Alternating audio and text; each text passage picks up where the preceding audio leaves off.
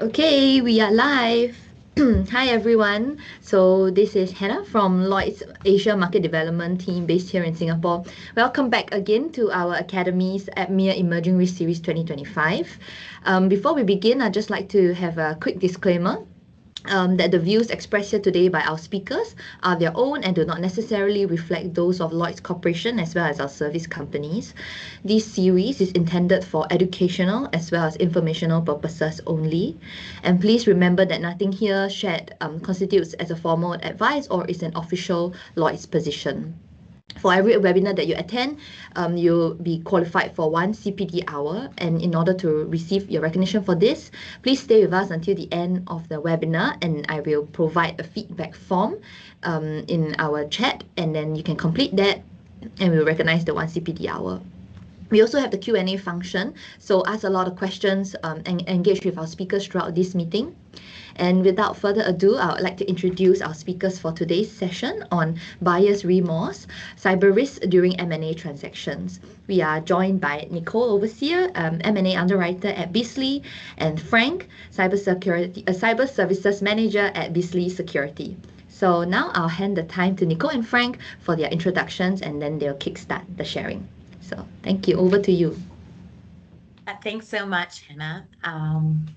If you can go whenever you have a chance to the next slide. So as Hannah said, my name is Nicole Overseer. I'm an underwriter on Beasley's M&A team. I'm based in Singapore, and I have almost 2 decades of M&A experience in Asia Pacific. And I'm joined by my colleague, Frank. Thanks, Nicole. Hi, everyone. My name is Frank, a cyber services manager with BC Security and based in Singapore as well. I have about more than 10 years of experience with cybersecurity and consulting in the financial sector. So, Nicole, can you tell us a bit more about today's topic? Sure, absolutely. So our topic today is buyer's remorse, accelerating cyber risk in the M&A environment. Thanks, Hannah. So look, taking cybersecurity into consideration during an M&A transaction is really crucial for safeguarding the value of the deal. Specific due diligence around cyber risk protects the investment by identifying both current vulnerabilities as well as future integration requirements. With a noticeable uptick, which Frank will discuss later, in cyber breaches in 2024, we really anticipate this trend to continue, especially around M&A activity, right? It gets a lot of press, and it puts these companies on the radar of bad actors. So what type of numbers are we talking about, right? Why is this important? So take, for example, Marriott International, who received a fine from the UK's Information Commission's Office of USD 23.8 million in 2020 for, I quote, failures by Marriott to put appropriate technical or organizational measures in place to protect the personal data being processed on its systems. Thus, this failed the requirements of the GDPR. So this failure actually goes back to a 2014 cyber attack on a server owned by Starwood Hotels and Resorts Worldwide. And this was before Marriott acquired Starwood and its compromised server in 2016. And the loss didn't even end in 2020. In fact, just last year, Marriott agreed to pay another $52 million to beef up its data securities to resolve sort of probes over data breaches in a settlement agreement with the U.S. Federal Trade Commission and certain state attorney generals.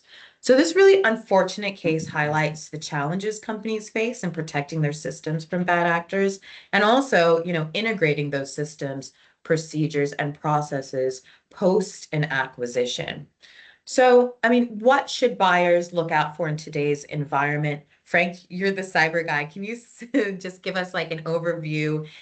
We are on the right page of the cyber risk trends we're seeing in 2025. Well, Nicole, you're right. So, based on what we've seen so far, we have considered what you have seen on the slides as the main cyber risk trends today. And so the first one is really about the increase in vulnerabilities. So what does this mean? Is really they are actually weaknesses in a system that can be exploited by a bad actor to cause harm and potentially disrupt your day-to-day business operations. Okay, so a little bit more information is that the Forum of Incident Response and Security Teams, FIRST from US, has predicted that an estimate of 45,000 common vulnerabilities and exposures, CVEs for short, are going to happen in 2025. This is an 11% increase from 2024 and fivefold increase from 2023, which is crazy. So you can see the exponential growth. Really, this reflects the escalating complexity of the global cyber threat landscape. And really, as a result of these vulnerabilities, we can expect to see zero-day exploits that target unknown vulnerabilities will likely to continue to generate disruptions in 2025. So basically, things that we do not know in our products. So this leads on to the one on the next point on the right, which is the ransomware evolution. So ransomware, I mean, just in case for people who may not know, is really about a malicious software that's used by a bad actor to disrupt operations and or leak data unless a ransom is being paid. So this, you can imagine when we say and or, it can lead to double extortion cases. We have seen that happen where, first they try to disrupt your operations, they charge you a ransom, then they try to extort you again for trying to leak data. So that's what I mean by double extortion. That's kind of like it's just what it is, right? And honestly, this kind of leads to reputational and regulatory risks, definitely. So with the advent of artificial intelligence as well, we really can expect to see a lot more automated and sophisticated ransomware campaigns targeting companies and enterprises in 2025. Now, the next point about supply chain risk is also related a bit to Starwood too. Like, when you acquire another group, when you acquire another vendor, or you're part of a global supply chain, we can see like this sort of thing keep happening. We have supply chain interdependencies. So what this leads to is really like in the World Economic Forum's like Global Cybersecurity Outlook for 2025 report, they have talked about 55% of large organizations, they do identify the supply chain interdependencies, like what Mary is facing, as the greatest barrier to achieving cyber resilience. And again, cyber resilience is really about your ability to prevent, withstand, and recover from a cyber incident. So really, all these things, when we talked about like all these fines and stuff, the regulators are concerned as well. So then we move on to the next point, which is about the emerging technology adoption, or really more specifically, regarding the Internet of Things and edge security. So what does this mean? So in January 2025 this year, the Hong Kong Computer Emergency Response Team, HK-CERT, they mentioned about cybersecurity challenges to IoT devices. And IoT, in case what you're trying to understand, is really about your smartphones, your drones, digital signatures in the malls, things like that. Even your smart fridge and all that. They contain common security vulnerabilities. So again, we go back to the vulnerability issue in the first point, and these can be used to be exploited by bad actors and actually to do other things. So this is a concern because with the proliferation of IoT devices and 5G networks, you can think of cloud computing as well. They can introduce more gaps into edge computing, which is used to build your smart homes and cities, and into industrial systems as well, which industrial systems like industrial automation, which is being used to reduce cost, and using of robotics and sensors and things like that. So really, the concern is really about the emerging technology adoption and how well we are prepared to deal with the potential gaps. But of course, last but not least, I did mention about this is really about the regulatory pressures. So the regulators also see this themselves, like, they do see all the different risks.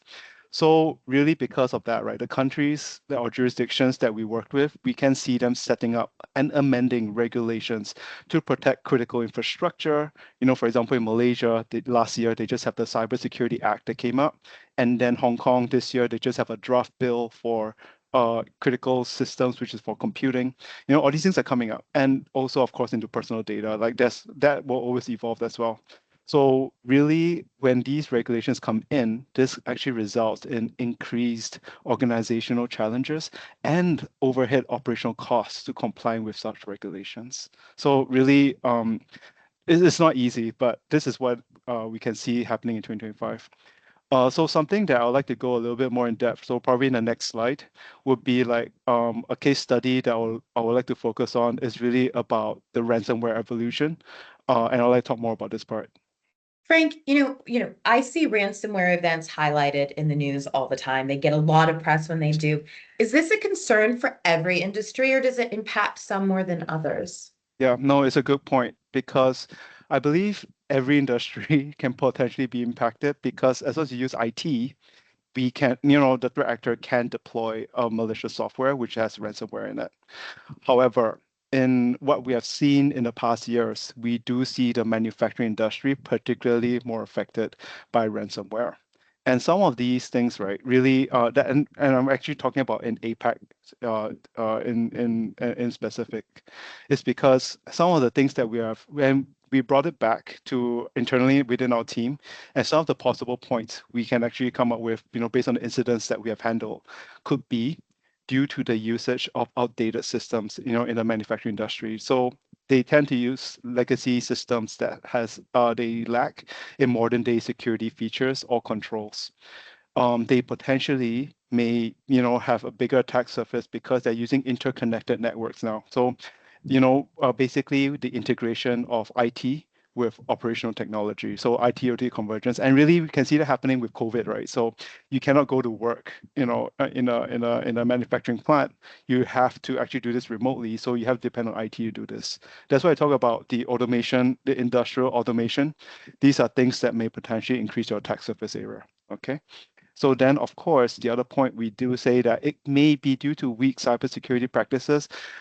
This one is really more because in the manufacturing side, I can imagine their shoes. They would prioritize production, of your goods and stuff over cybersecurity tools. And really because of that, that might introduce gaps within their defenses. So again, it's just I do understand, but that is what it is. But really, what's the most the biggest point that I want to bring about is really the threat actors themselves. They know that in the manufacturing industry, they have very low downtime tolerance. Really, it's really because like imagine a semiconductor plant, right, which is part of a global supply chain. If it's being disrupted, what happens to your smartphones? What happens to your smart fridges? What happens to your laptops, your Surface, your tablets, everything? So, and this costs millions of dollars daily.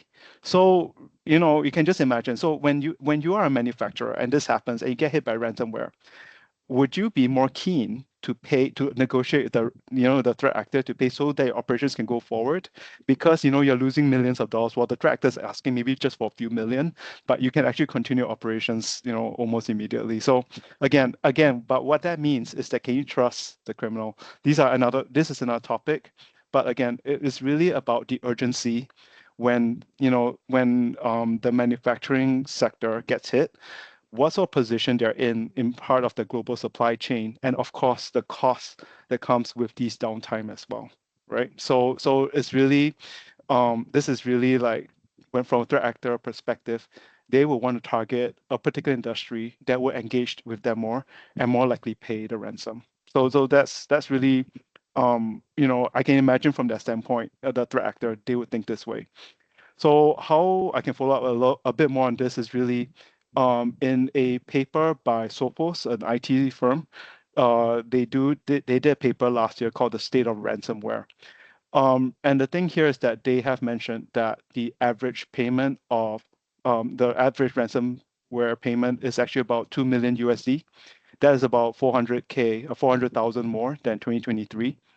But what is really more alarming is that the cost of recovery from a ransomware incident is now at USD 2.73 million, which is a whopping 1 million increase from 2023. So what does this mean? It's possible that, based on this statistic, again, like this is just conjecture, right? But based on this statistic, it can mean that people are paying less, of the ransom. But the problem is at the same time, why does the cost increase so much? It means that it's possible that the attack has spread into even more places. Even so, they do not target just so maybe, for example, the larger clients, right? The larger companies, they may have the controls, but the threat actors may be shifting to smaller groups. And this one leads to the next point is really the paper also recognized that by saying that the threat actors are being more indiscriminate. While the large firms, they are still always being targeted because they can pay larger premiums. The SMEs, the small to medium sized enterprises, they are equally targeted as much as well, which I'm talking about like less than 10 million turnover USD. And this is like 49% of the incidents belong to them too. So it's because of that, right? You can imagine supply chain problems in M&A, these things can happen as well. Because you acquire a smaller group, The smaller group may not have the controls and standardized processes as your larger organizations. They get hit, but overall, the whole organization affects from reputational loss or potential regulatory requirements, stuff like that. So again, like all these things really do happen. So I want to thank Nicole for the example because it really makes sense. And then, but of course, most of these attacks are really a result of exploited vulnerabilities. They talk about 32% of them. And again, 32% is really because they may not have a proper patching sort of procedures in place and all these things, or they are using outdated systems and all that. It can also be exploited credentials where, because they don't have proper data protection measures in place, or these are harvested from other places. For example, the next one would be business email compromises or phishing, and that's about 23%. So really, this is a bit more of a case study into the ransomware evolution trend that I'd like to share. And really, Nicole, after I've seen all these, right, I was just wondering, like, what M&A trends have you seen in 2024 to the start of this year, 2025, and the cybersecurity risks that needs to be considered during an M&A transaction? Thanks, Frank. Next slide, please. If you can go to the next slide as well. Great. So look, M&A activity in Asia Pacific showed signs of recovery in the second half of 2024. While deal value was down 4.9% compared to 2023, deal counts actually increased by 7.8%, which we think is a great sign. Although there's still market uncertainty due to geopolitical events, we're cautiously optimistic about a continued uptick in APAC deal volume in 2025, hopefully going more towards the end of this year. Next slide, please. Okay, so in light of this, addressing and identifying cyber risks through due diligence before signing of a deal is an increasingly important tool for buyers to mitigate potential liabilities and avoid post-acquisition surprises. Next slide, please. Thanks. So look, during the diligence process, technical experts and specialist third-party advisors will look into the following. So first off, we have regulatory compliance.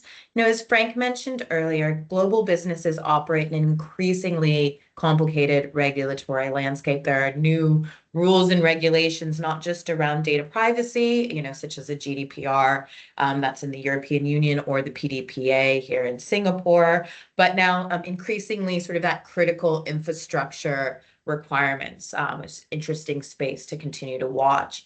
Cyber due diligence can really help to identify any general or industry-specific compliance issues the target company may be facing, as well as what the risk of fines and other penalties may be. Next, we have risk identification. So cyber due diligence helps to identify the target company's current cybersecurity positioning. So that's including its strengths, but also its weaknesses in security controls and just general vulnerability to threats. While we're on vulnerabilities, next is system vulnerabilities. So cyber diligence uncovers dormant threats such as malware in the target company's infrastructure, and really having a robust understanding of a legacy system can help mitigate the risk of a cyber event post-completion of the deal, as we saw in the Marriott case.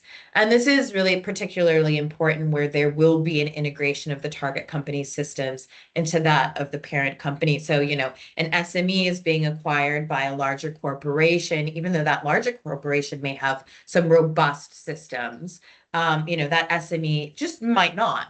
And so it's really that integration. So to know what those vulnerabilities are before you go through that process of integration is really key, which leads me to integration requirements, right? So it provides insight when you do this diligence into the IT infrastructure, data management processes, security controls, and that really just helps integration planning. It uncovers those complexities, such as long periods of merging complex infrastructure and systems, and also, the cost involved. And so getting to cost valuation adjustments, buyers are understandably concerned with, spending the correct amount of money for the target that they're acquiring. And really, poor security measures may lower a company's worth or lead to significant remediation costs post-acquisition. So cyber due diligence allows the parties to, upfront adjust the valuation to ensure that the buyer isn't overpaying for that target company. But look, even expert due diligence isn't foolproof, right? So what happens when an existing cybersecurity risk isn't discovered through the due diligence process? Uh, Fortunately, warranty and indemnity insurance, or W&I insurance, can help.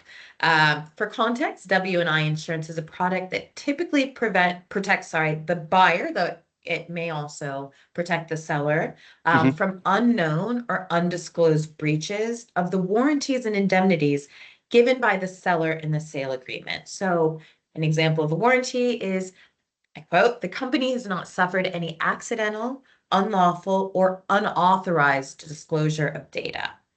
Wait, Nicole, do you mean a data breach? That is exactly what it is. It's a data breach. So this product can help to, bring the buyer back to the position it would have been in if that breach had been discovered before signing and completion of the deal. So warranty and indemnity insurance, what it does is it steps in, it complements the due diligence process, and it covers any financial loss from breaches of the warranties and indemnities that were Mhm. discovered post completion. Like we said, you can't always discover everything. We can only do our best through the diligence process.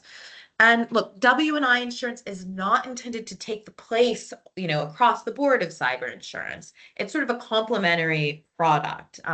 It provides additional support for an unaccounted breach that would result in the loss to the purchaser. So the idea is it returns the purchaser to the position they would have been in had that breach been discovered at the time of diligence being conducted. So look, hopefully we've been successful in highlighting the significant and growing risk cybersecurity events present to purchasers in M&A transactions. So we have a few key takeaways. I think we're on a different slide. And if you can go back to the previous slide, please. Yeah. Okay, so yeah, a few key takeaways. So what is that? Really, it's the importance of having a robust cybersecurity ecosystem in place. For example, having existing cyber insurance can complement the W&I product in a multitude of ways. I sort of touched on some of them, but two key ones are insurers have more confidence that the system is regularly audited and up to standards, because we know, based their requirements under the cyber policy, we know that the buyer, the target company has been complying with those requirements, and we know these systems are in hopefully good shape. It also allows insurers to provide cover on top of the existing policy. So oftentimes we match an underlying cyber policy's limit. So if the underlying policy is 5 million, the W&I policy will match that 5 million, will sit in excess. So first we'll go to the underlying policy, then any excess of that will hit the W&I policy book. And effectively this doubles the underlying or the cyber limit. Frank, is there anything else you think organizations should consider when really building that robust cybersecurity ecosystem? Yeah, no, thanks, Nicole. I think you raised really good points about the W&I insurance side.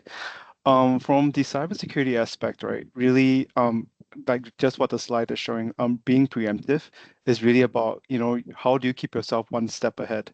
And really some of the strategies that they can employ would be, having workshops, having tabletop sessions, these things to actually improve the awareness, the security awareness of your staff so that they know their roles and responsibilities when an incident does happen. So don't wait for an incident to happen, then you bring this in. Like already start thinking, okay, what if, and then do something about it. So that's preparedness. Of course, other things can go into having an effective incident response plan. So when an incident does come in, what exactly do you need to do? Having like regular testing of your system. So again, to scan for vulnerabilities and all this sort of stuff.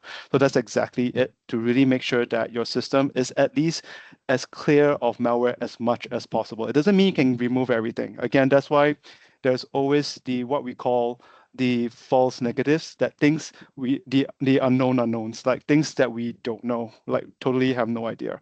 So that you can rely on insurance for help. But again, there are also the responsive strategies where you can think of. And really being responsive is about your ability to get back your business and operations on their legs again. So really to be able to do that, right? You can say that you have all these preparedness, documents and all this stuff, but you have to have the proper controls and capabilities in place. Now, really having a proper incident response and recovery capability testing is necessary. So meaning, for example, you can say that you have a managed security service provider or a security operations center to monitor your network. That's fine. But, again, have you done a red teaming exercise to see, like, are they performing as expected? And are there any sort of like escalation gaps? Let's just say if an incident from something a lower risk level became a higher risk because, you realize that more of your network or more of your assets are being impacted. Is there a proper, escalation procedure going forward and to the right people making that decision? That sort of stuff. So it's really, and the other thing is backups.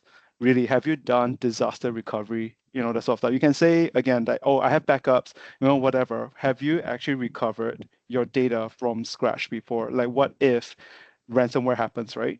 It locked up, all your database.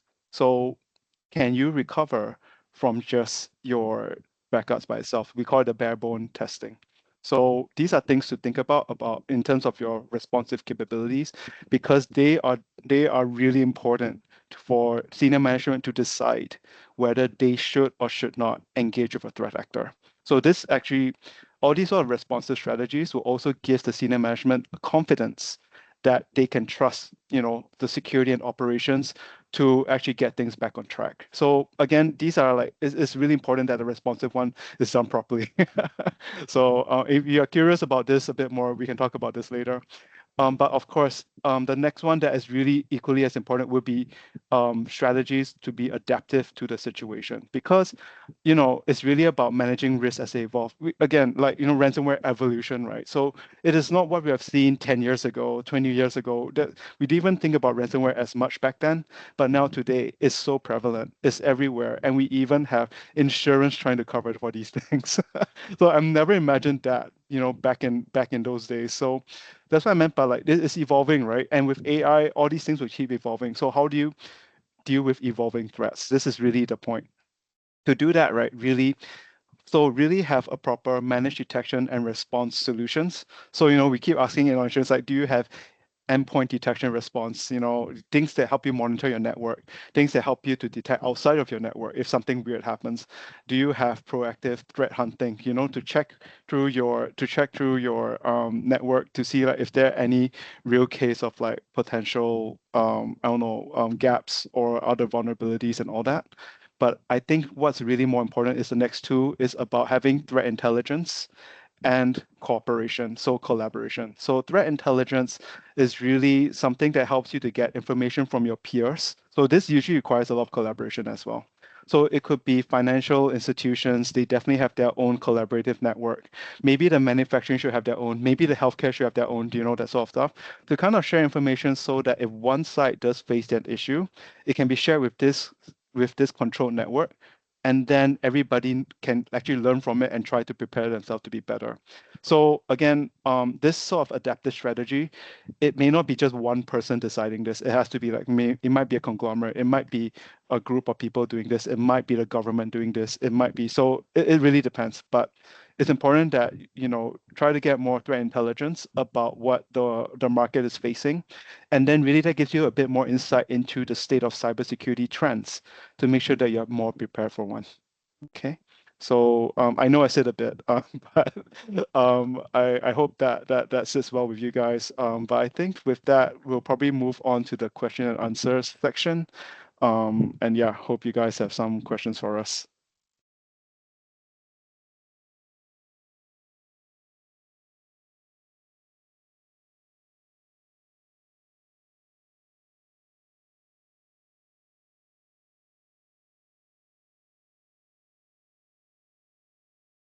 Okay. Hi, everyone. So I've got a question myself since I think Hannah got dropped off as well. for this topic, is cyber due diligence, which you consider is conducted every M&A transaction? Thanks. That's a really good question. So, I mean, as much as insurers such as myself would love it to be, it's not. I mean, it really is sort of based on the nature of the target business. And some, businesses are viewed as, cyber being a larger risk. So, for example, software companies, healthcare companies, they'll store, collect, process a lot of sensitive data from their customers. But as Frank mentioned, manufacturing, this can also be a big risk. So we're trying to, I think, as a market, and one of the reasons why we'd love to do this talk today is to help to encourage companies to take cyber risk into consideration, even when they don't think automatically, oh, we're a manufacturing plant, maybe cyber isn't the biggest risk for us, but we're arguing it actually can be. And we think anything that could impact the value of the organization, diligence should be conducted around that. Thanks, Nicole. Hey Janice, I'm back. Sorry for the tech hiccup. Yeah, but if all is good, I'm sharing my screen again, so that should be available to the attendees as well. Picking off, thanks Nicole. I think I can move on to another question that I also had after this presentation. Once again, thank you. I think it was really insightful. My question was about, cyber due diligence, right? And do you think this is conducted for every M&A transaction when it occurs, or? Sorry, yeah, I mean, just recapping on the last question, because I think we've sort of touched on this already, but no, it's not for every, I mean, not every transaction you'll see that cyber due diligence. It really depends on the nature of the target entity. So some you may not, but we encourage that to be looked at for anytime you think it's a risk or about could impact the value of the company. Like Frank said, manufacturing, it's not front of mind sometimes, but it can have incredible disruption and delays and shut down possibly manufacturing plants. So it's not just about what we think personal data. It's much broader than personal data, and I think that's a message we'd like to get across. Okay, thanks for that. And maybe I think shifting to, macro trends and what's going on in the world now. So talking about a lot of tariffs, right? And, uncertainty with that. So how do you both think the uncertainty around tariffs have impacted, M&A transactions, especially in APEC? Yeah. Sure, I will. I can answer that first. So obviously, there has been an impact. We see deals slowing down, maybe, buyers being a little hesitant to deploy funds. That being said, especially in the private equity world, there's still a lot of what we call dry powder. So that is, money that has been sort of like taken and pooled into investors that needs to be deployed. They have to deploy this. So, we do expect, especially once some certainty around the tariffs is, there is some certainty. We expect that to sort of continue. And look, setting aside certain industries like manufacturing, there are other industries that, those funds are still required. So I think a good example is infrastructure. Roads still need to be made, sewage like they still need to be maintained. We also see with renewables. So I think with the growing demand, of like AI and all of these new tools, is an even greater demand for, our energy resources, especially clean energy. So, we anticipate to still see in the APAC region movement around that infrastructure, key infrastructure, and renewables. Frank, any insight from a sort of cyber angle, how this is impacting?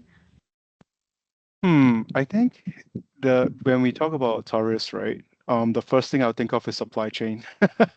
So what will Yeah. happen a lot of times, right? Naturally, organizations will look to shift, like, certain entities, certain productions, and all these different things. Now, when they have already a steady process before, and now they have to look for something new, the question is how secure are they? Right? And at the same time, what sort of new attack vectors or, like, what sort of exposure are they looking at? So that's what I meant by, like, the tariffs for me from a cyber angle would be supply chain straight away. And that will actually indirectly increase attack surface because you're forced to look elsewhere. So until the current situation is settled, like, I mean, US and China, they're trying to resolve something. Hopefully it does for more than 90 days. But but until they do, right, companies, like, especially manufacturing again, they will think even long term, because when they do a plant and all that sort of investment, it's not just 1 year. It's like 10, 20, that long, right? So and then whether they should do it in which region, should they do it in China, Vietnam, whatever, Indonesia and all that sort of stuff. It's a really tough call. And then all this leads again into cybersecurity regulations too. So there will be increased costs for sure. I can guarantee it. So the problem here is, with all these things that are talking about increase in attack surface, which might potentially disrupt the supply chain. That's one thing. The increase in cost and all these, this might lead to, in the future, costs that's actually passed down to, the consumers. So I can see this, like, things are just going to get more expensive from my from what I see. But from the cyber angle, we do anticipate to see more of these supply chain problems, especially with different vendors, with different location, different manufacturing being located elsewhere. Okay, thanks for that. I think we have a few more questions coming in. So, our first question, I'll read out one from Simon Wilson, and he is a senior consultant from Lloyd's Australia. So, hi, Simon. On behalf of Simon, I'll share the question. So, he says, hi, team, great presentation. What's your view on regional growth opportunities in the M&A space generally? That's the first question. And second, where are the biggest development opportunities? Thank you, Simon, for that question. Look, yeah, no, I mean, I think, as I said, renewables, infrastructure, I think there's still growth there from, and always tech, right? There's been so much, anything with sort of AI, those sorts of tools, those are huge. I think from a regional perspective, we see quite a lot of growth. I mean, India was a strong market last year, and I think will continue to be a strong market this year. We've seen a lot of movement in Japan, but some other interesting jurisdictions that I've seen some deals coming from lately, like Thailand. I think, I've seen some brokers hiring up for this in Thailand, hiring up for this in India. So that's always exciting. And, since it's Asia Pacific, I mean, Pacific always. I think, I'm gonna make a sort of general statement based on what I've seen, but I think the slowdown for Australia, especially following the certainty that came from the elections that were just held, we sort of see Australia holding a little bit more than the rest of Asia, and that might change. We hope towards the end of the year again, once sort of China-US trade negotiations hopefully proceed in a positive manner. I hope that answers your question. Cool. Any thoughts from Frank, or you prefer if I move on to the next question? No, I think I'm good. Okay, cool. So we have another question asked by Alicia, and the question is, what are the biggest factors prohibiting M&A players from undertaking cyber due diligence today, and how do you foresee these being overcome? Thanks. That's a really good question, Alicia. I mean, I think it's cost, really. It's It is the cost. And, these days buyers can be quite cost conscious. To do these transactions, you put up a lot of money up front and they don't always complete, which means you might not, at the end of the day, negotiations could fall apart. Or it could be an auction scenario. So that means there are multiple buyers who are, bidding on this target. They're conducting their own individual diligence, and only one is going to, sort of be successful in acquiring that company. So, they are, I think, it's a cost factor. Okay. And moving on to the next question. So this is quite interesting because it talks about, when making claims, right? So this question asks, what challenges arise when making a claim during the integration phase, especially if the breach occurs before the acquisition but is discovered after? Thank you. Another good question. So that is exactly what the W&I policy is meant to pick up. We're sort of, unlike a lot of different insurances, we are only sort of backwards looking. We don't cover anything that happens once the company is acquired. So, we're, because of that sort of long tail policy. So, between 3 and, 7 generally years is, our policy terms. And it's exactly for that reason. It is difficult, right?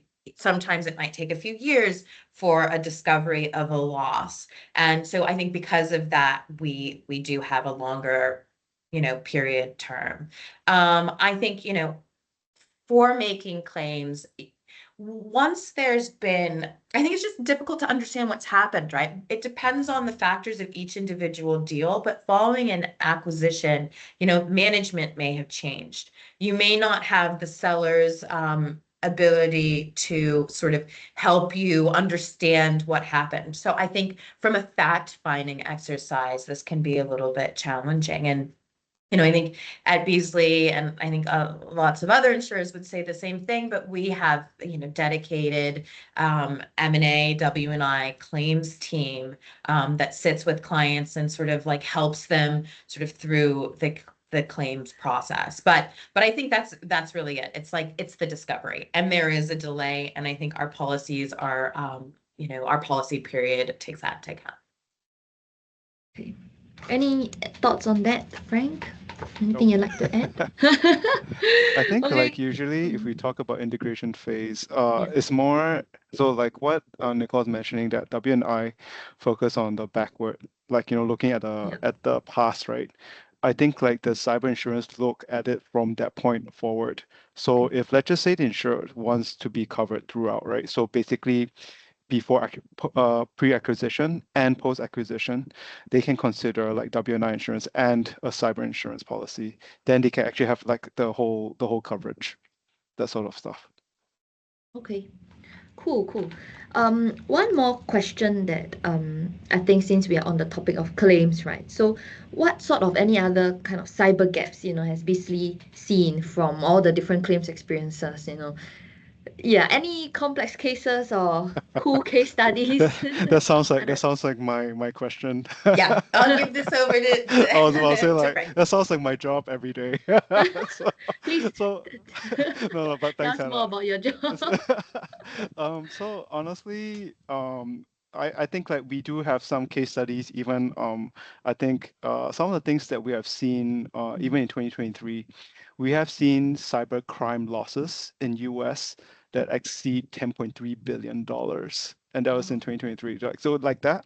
And then the average cost of a data breach in the US again is like almost $9.5 million.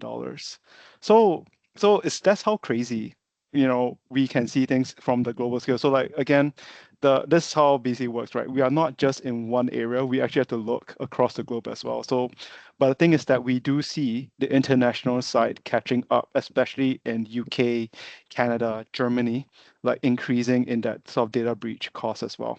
So, but what this attributes to when we talk about, this potential loss really goes into three main things that we see very common: ransomware, really, because it's just easier to get somebody to pay you a lump sum of money. That's one thing. Data theft. like really data exfiltration, because you use that to try to, again, this one could be this double extortion that I was talking about. They try to exfiltrate information and try to get money out of it. And in US, right, they have this thing called 8K reporting. So what happens is, if you do get hit by an incident, you have to file an 8K report and it will go to the public. So what threat actors are doing with that is that they, if let's just say the company do not, want to pay the ransom, they will file a 8K report with the SEC so that, the insured or whoever that victim is are, they need to get fined by the government or something like that. So it's weird because in the US, right, sometimes the regulation are working against them. Like, it's supposed to be helping to be more transparent about your incidents, but it ended up that the threat actors are using it. So sometimes these are things that I think when we say that regulation should help, right, there are times where it's important that when these things do come up, they take a long-term view into the potential, consequences as well. Okay. And the other thing is really business email compromise, because humans being humans, right? Not everybody is tech savvy, not everyone is security savvy. So, phishing, trying to target your Microsoft Outlook, you're trying to target your Google mailbox. All these things are still going to be there all the time. So, and it's just an easier way to get your credentials and actually access your systems. So really, and then all this, right, as I was saying, the claims that we do see can come from like a compromised cloud system. So for example, Oracle, that sort of stuff. Insider breach, insider data breach. They it could be accidental or non-accidental. Accidental meaning an operational person by accident send, financial data to the wrong recipient. That does happen. So that is still a data breach. But it, of course, could be malicious as well, because you are a rogue employee, you're unhappy with certain things, and you want to do something about it. So that could be, so insider threat can cover these two. Vendor or supplier, like vendor supplier compromise. It may not be just a compromise. Think the CrowdStrike situation, everybody got hit. So so it could be a vendor supply sort of like issue. It could be a availability issue to your systems in a way that they do a lot of like attacks onto your network to the point that your whole network falls and you can't do any operations, you cannot do any sort of business. So that is, we call it a denial of service attack. So we do see those sort of claims coming in. Unintended data disclosure and website compromises, these are the more normal ones. So we do see all these different claims. But really, I think the way that we talk about is still the same as what I mentioned, like previously about the controls, is really trying to have the right strategies in place, really understanding how to be preemptive, preventive and adaptive to all these different things. Yeah. Cool. Thank you. Thank you. Okay. I think now that you mentioned, preemptive, adaptive, and the different stages about, how you should be prepared when there are, breaches, or even going a step before that, before you even get to that crisis point, right? So in your recommendation, how often should, companies or organizations consider how often they do their diligence or internal Got it. checks? Yeah. What is there like a good number, best practice, or? Actually, it's okay. So it's important that when we look at cyber, right, it's only one aspect of risk. So in an organization, right, they would have a proper risk management program, and then cyber is part of it, operations is part of it, finance is part of it. So it doesn't matter, right? Now, in this point, right, let's just say we look at the cyber side of things, like your cybersecurity program, which feeds into your overall risk, program and stuff like that. Yeah. So it's important to first identify what is critical. So that's why we talk about critical infrastructures, critical entities. But even within your organization, you can identify what are critical systems to you. So, and based on the criticality, you do need to have maybe increase frequency to make sure that these systems are up to date, they are safe. What if it goes down? Do you have a proper, backup that can come up immediately or within 4 hours, so your backup strategy. Yeah. So your business continuity, all these things will come in as well. So it's really important to first identify within your organization what is important to you. So whether it's your IT assets, whether it's your data. So once you have all these things in place, then your risk becomes very clear, which is high impact And Yeah. then the likelihood as well is that, is it open into the internet? Is it open to vendors? Is it open? So these things will actually help you to really identify in in your environment what are actually the most high risk and high impact systems, and whether you should have an increased frequency or not. So again, like this can be really another separate topic about Yeah. risk advisory. And Yeah. I mean, BC security, we can do that. But my point is, the main point is really about risk management. So it's really identifying your high risk, high net worth Yeah. sort of like systems and data, and protecting it accordingly. And just to add, this is exactly what W&I or M&A insurers will look at that point, right? So Yeah. you have your sort of risk assessment in place. You're, running along. Hopefully you have your underlying cyber policy. Then there's an M&A transaction, and that time where it's stepping in, we're looking at sort of how robust those risk controls are. We're looking to see how often systems are updated, how often, this like vendor technology, you've got the updates. Do you have, mandatory or those sort of like forced updates of your software systems? All of that will then be looked at in the diligence process and the underwriting process, post or sort of during the acquisition process. Cool. Okay. Thank you both, for providing such really good insights. I think now we have about maybe 9 minutes left. I probably would like to invite you guys to share maybe one or two key takeaways, and then also your final thoughts or comments, for our viewers today.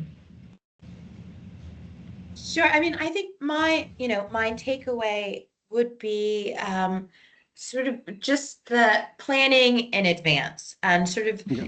in advance of a transaction, having all of those things sort of in place. So all of those underlying cyber policies and once you're at the diligence process, it's the easier it is to conduct diligence on well-documented things. So from a, target or company, our client's perspective, having, those robust systems, that would we say a robust cyber ecosystem in place really not only helps prevent from attacks, as day-to-day operations are ongoing, but also in the M&A context, really helps underwriters get comfort on the cyber positioning of the target, and allows us to extend cyber cover. And that, is something that we want to do. So we want to see that diligence so that we can give clients really the best policy that we can for them.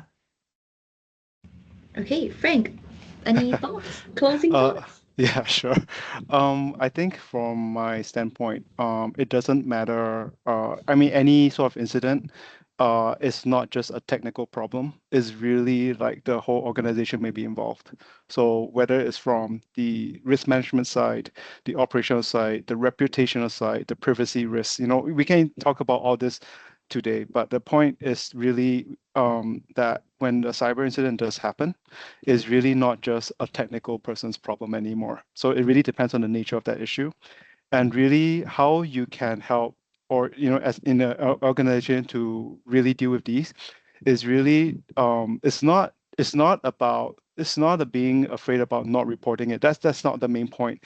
It's really how well you manage this sort of incidents. So managing in the sense that, do you have the right capabilities, right? So making sure capabilities are in place. Are the people aware of what they have to do? So again, I'm going to reiterate preemptive, the preventive and adaptive strategies. These are like really, really key to help you to manage whatever sort of incident that comes your way. You're actually quite prepared for it, and in terms of your cyber resilience. So again, uh, here to help. If anytime like you guys have actually more questions about these sort of things, please feel free to let me know. Thanks, Is Hannah. that a sign for part 2 of this webinar? Yeah. Ouch. No, just kidding. Yeah. Maybe tomorrow. But cool. Okay, so Thank you so much once again. I'd like to take this time, take a moment to really express my gratitude for, both our speakers today, Nicole and Frank, for your time and also engagement, for sharing so much about bias remorse and cyber risk during M&A transactions. And I hope for the viewers today, you leave and with the information and thoughts gathered from this webinar with some fresh perspectives. So now I will stop sharing and then I will be putting in the feedback form link into um, our chat here so that everyone can fill it up. Okay.